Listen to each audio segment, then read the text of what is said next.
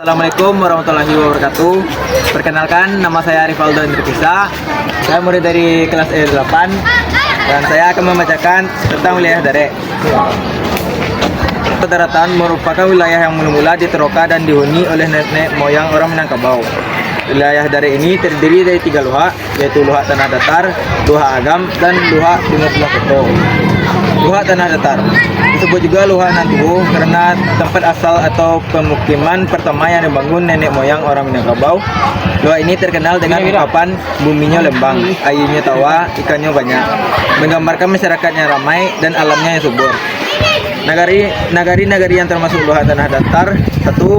Tampuk Tangkai Pariangan Salapan Koto. 2. 7 Langgam di Hilia. 3.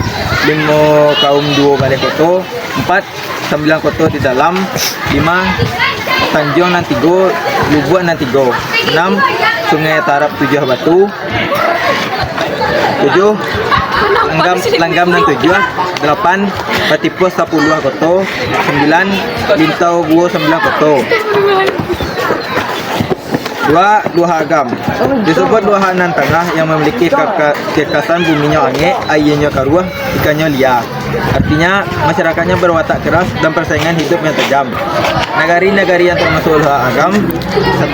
Ampe-ampe Angken meliputi Agam Biaro Balai Gurah, Jolambah Penampuang, Canduang Toto, Laweh Jolasi, Bukit Batabuah, Hari Putu Hajo Tanjung Alam, Pasti Ajo Ampang Kadang, Pura Batamukua Hajo Tiano Koto Gadang, Tari Ajo Sungai Pua, Pataga Batu Palano, Palika Koto Patan Jo Bubuak, Tabe Sirajo Kamang Udia Jo Kamang Udia, Silatang Jo Tari, Rantang Kapua Jo Mage, Salo Jo Koto Baru, Sungai Janiah Jo Tabe Panjang, Ujang Gugak Jo Panjang Taro, Sungai Ange Jo Sungai Cubada, Koto Tinggi Jo Bubuak Pipi, Koto Gadang Pincuran Putih. 2. Lawang Nantigo Balai meliputi Patua Palambayan, Malala, Sungai Landi. 3. Nagari Sakililiang Danau Meninjau meliputi Meninjau Jo Sungai Batang, Sigiran Jo Tanjung Sani, Bayo Jo Koto Kaciak, Koto Gadang, Koto Melintang, Peninjau Jo Batu Kambiang, Bubuak Basuang Jo Manggroboh. 3. Luha 50 Koto disebut luha nan bungsu dengan ciri khas buminya sajak, airnya janiah, ikannya jinak, menggambarkan masyarakat yang penuh kerukunan dan memiliki ketekanan berpikir. 1. Sandi yaitu Koto nan Gadang, Koto nan Ampe. 2. Luha yaitu Mungo, Koto Kaciak, Andaleh, Tanjung Kubu, Badak Tunggang, Sungai Kumayang, Awa Kunyang, Tanjung Kati, Gadih Angi, Limbukan, Padang Karambia, 50 Kapeh, Ayat Tabi Limo. 3. Lareh yaitu Sitanang Muaro Lakin, Ampalu, Halaban, Labuh Gunung, Tanjung Gadang, Unggan, Gunung Sahilan. 4. Ranah yaitu Gantiang, Koto Laweh, Siliki Sungai Rimbang, Yakar Balai Mansiro, Balai Talang, Balai Kubang, Taeh, Simalanggang, Piobang, Sungai Berimbin, Gurun, Lubak Betingko, Tarantang, Sari, Lama, Solo, Padang Laweh. 5. Hulu yaitu Padang Laweh, Sungai Patai, Siliki Gunung, Sago, Labuh Gunung, Balai Koto Tinggi. Hanya itu yang dapat saya jelaskan. Berikutnya pembicara 2 yang akan menjelaskan tentang wilayah rantau. Salah satu sudah saya wilayah rantau merupakan wilayah yang dijadikan sumber mencari hidup di luar wilayah. Dari daerah perbatasan disebut ikan dare kapalom rantau. Masing-masing luha memiliki wilayah rantau sendiri. Rantau luha tanah dare membantu merantau ke arah barat dan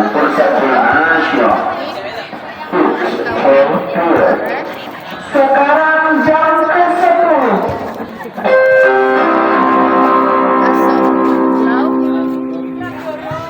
Rantau Pisang Panjang, Rantau Padang Sapuluah, Batang Kapeh, Kio Surati, Ambel Pare,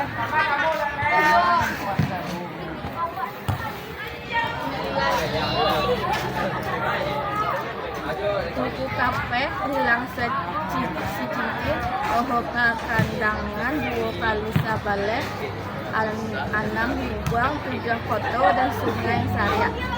dua rantau dua agama, menyambar ke arah utara dan barat dan daerah rantau sepanjang pantai.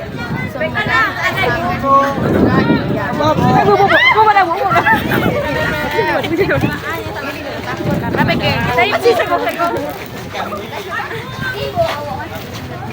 Persamaan barat, pasaman barat, pasaman timur,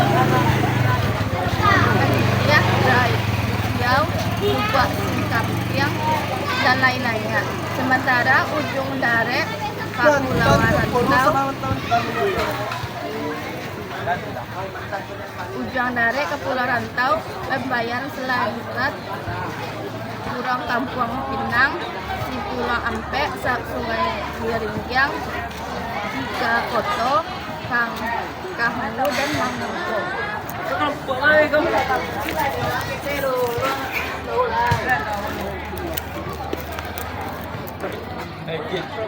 Rantau Luha 50 Koto. Maksud daerah rantau daerah sekarang ini rantau Kampar Kini dan rantau Kampung Kanan dan rantau Jo Tanjung Balia, Pangkal Jo Palu Alam, Gunung Malintang, Moropati, Darak Balu, Pangkal Indawa, Pangkal Kapala dan Pangkal dari Joka Koto Lawak. 4 rantau nan 9 Nagari 9, sedangkan di wilayah Nagari sampai ujung Jalaku, Jako rantau Semangka, nanti pada rantau Semangka, nanti pada Asibasa dan Jalaku. Baik, saya kasih kesempatannya pembicara tunda. Selanjutnya, Padang Selapan suku meliputi Lubuk Kilangan, nan 20, Pulau Limo, Pawah Sambilan, Sungai Sapiah, Lubuk Minturun, Koto Tangah, Lubuk Buayo. Selanjutnya, Ranah Pasisi meliputi Silawi Jo Lunang, Indro Puro Jo Aye Haji, Puang Sangan Jo Sunangai Tunung, Dubuan Balai Salasa Surantiah Jo Sungai Batang Kapeh, Salido Jo Piaman, Lumpo Jo Asam Kumbang Bayang Koto Barata, Karusan Koto Sebaleh. 2. Pasisia Pariaman, Sasak Jo Kinali Pari Batu Jo Koto Baru, Padang Tujuh Jo Anak Kunyang, Lubuk Pudiang Jo Aye Gadang, Sontang Muaro Kiawai, Sungai Aye Jo Ujuang Gadiang, Pari Jo Aye Bangi, Pinago Jo Kajai.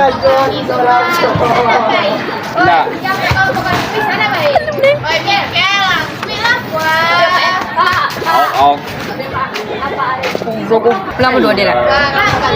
2. Pasisia Pasaman, Sasa Jo Kinali Pari Batu Jo Koto Baru, Padang Tujuh Jo Awo Kunyang, Lubuk Pudiang Jo Aye Gadang, Sontang Muaro Kiawai, Sungai Awo Jo Ujuang Gadiang, Pari Jo Aye Bangi, Pinago Jo Kajai, Talu Jo Sinurut, Badak Jo Simpang Tanago Rao Jo Padang Lunang, Panti Lubuk Sikaping, Bonjo Jo Kumpulan, Malampeh Alahan Mati, Cadang Panjang Jo Aye Mangi. 2. Provinsi Sumatera Barat sebagai wilayah administratif. Wilayah Minangkabau yang disebut Tambo itu secara administratif berada di Provinsi Sumatera Barat. Berada di Provinsi Sumatera Barat. Dibentuk 9 Agustus 1957 berdasarkan Undang-Undang Nomor 19 1957 tentang pembentukan daerah-daerah tingkat 1. Daerah-daerah tingkat 1 Sumatera Barat, Jambi dan Riau. Hari jadi Provinsi Sumatera Barat diperingati pada tanggal 1 Oktober berdasarkan Perda yang diterapkan DPRD Sumatera 22 Juli 2019. Dia lagi bisnis. 2019. Tanggal 1 Oktober ini merujuk pada dibentuknya Kresidenan Sumatera Barat yang dilakukan bersamaan dengan pengambil alihan pemerintah dari penjajahan Jepang tanggal 1 Oktober 1945. Berdasarkan data Badan Pusat Statistics BPS Provinsi Sumatera Barat, luas wilayah sekitar 45,01 km. Terdiri dari 12 kabupaten dan 7 kota.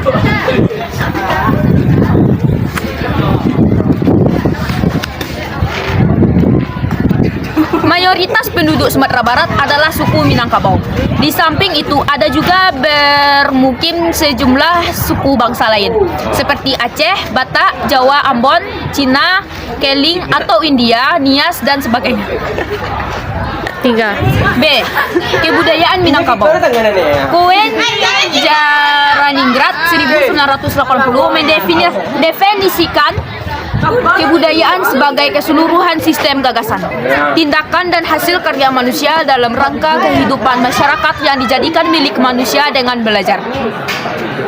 Untuk mengamati kebudayaan, Koen Janiningrat. 3. Selanjutnya yaitu B. Kebudayaan Minangkabau. Koen Janiningrat 1980 mendefinisikan kebudayaan sebagai keseluruhan sistem gagasan, tindakan dan hasil karya manusia dalam rangka kehidupan masyarakat yang dijadikan milik manusia dengan belajar.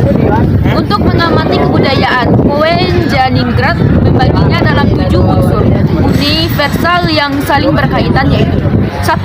Bahasa, 2. Sistem pengetahuan, 3. Sistem kemasyarakatan atau organisasi sosial, 4. Sistem peralatan dan teknologi, 5. Sistem mata pencarian hidup, 6. Sistem religi, 7. Kesenian. Berikut 7 unsur universal kebudayaan Minangkabau sesuai yang ditemukan Koen Janiningrat tersebut. 1. Bahasa. Orang Minangkabau memiliki bahasa sendiri, yaitu bahasa Minangkabau atau Bahasa Minang. Bahasa Minangkabau termasuk rumpun bahasa Austronesia yang berasal dari tututan masyarakat dataran tinggi Sumatera Barat, kemudian berkembang ke daerah-daerah di sekitarnya, hingga ke negeri Sembilan Malaysia. Bahasa Minangkabau memiliki banyak dialek, bahkan antar kampung dalam satu nagari saja berbeda dialeknya. Guru besar linguistik dari Universitas Andalas, Profesor Nadra, dalam penelitiannya mengemukakan di Sumatera Barat dapat dialek bahasa Minangkabau yang masih bisa dibagi lagi dalam beberapa dialek. Dalam dialek bahasa Minangkabau yang berkembang di Sumatera Barat adalah 1. Dialek Rawomapat, 2. Dialek Muaro Lalo, 3. Dialek Lubu Alai, 4. Dialek Payakumbuh, 5. Dialek Agam, 6. Dialek Pancung Soal, 7. Dialek Kota Baru, 8. Dialek Lintang. 2. Sistem pengetahuan. Orang Minangkabau menjadikan alam sebagai guru dan sumber pengetahuan. Filosofi alam tak kambang jadi guru mengharuskan orang Minangkabau belajar dan memperhatikan segala peristiwa yang terjadi di alam. Kemudian menjadikannya pengetahuan untuk diwariskan secara turun-temurun. Selain belajar dari alam, orang Minangkabau juga diharuskan mencari guru untuk menimba ilmu. Hal ini terlihat pada budaya merantau yang pada dasarnya tidak hanya sekedar mencari sumber kehidupan, tetapi juga mencari sumber ilmu kepengetahuan. 3. Sumber kemasyarakatan dan organisasi sosial.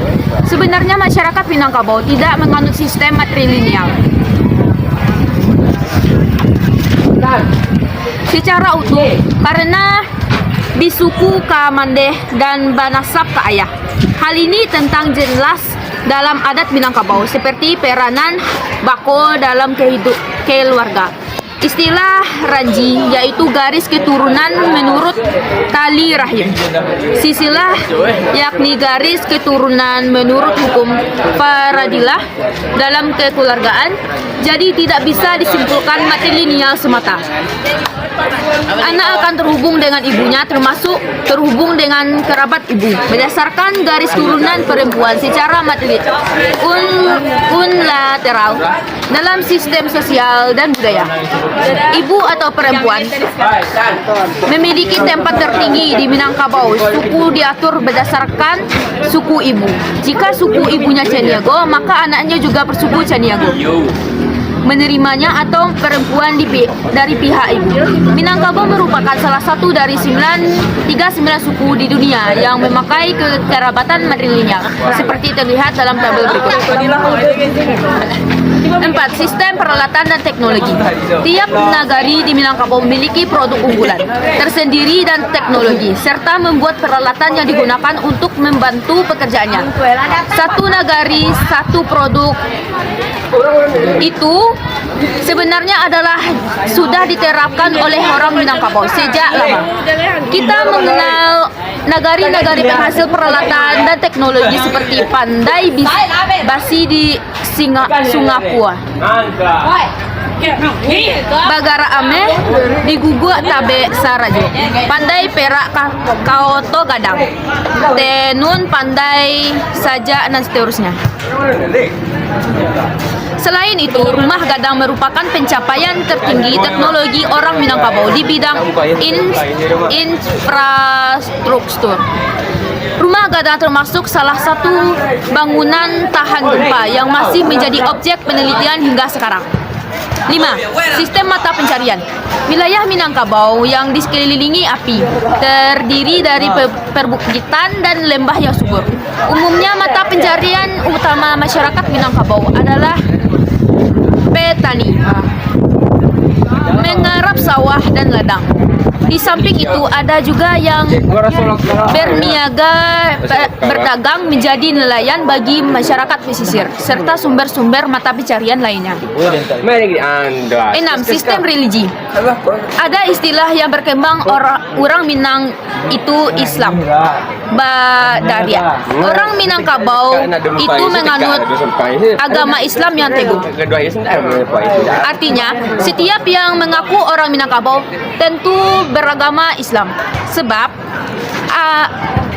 ada gium adat basandi sarak basandi kitabullah.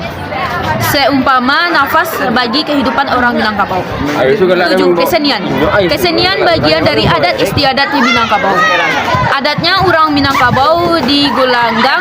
Setiap nagari di Minangkabau memiliki galanggang sebagai tempat berkumpulnya masyarakat, terutama orang muda. Di sana dipertunjukkan berbagai kesenian anak nagari seperti randai, pencak silat, tarian-tarian, permainan alat musik tradisi, saluang, gendang, rabab, dan sebagainya. Selain itu, ada juga pertunjukan kesenian yang bersifat religi seperti indang, rabana, salawat, dulang, dan lain-lain.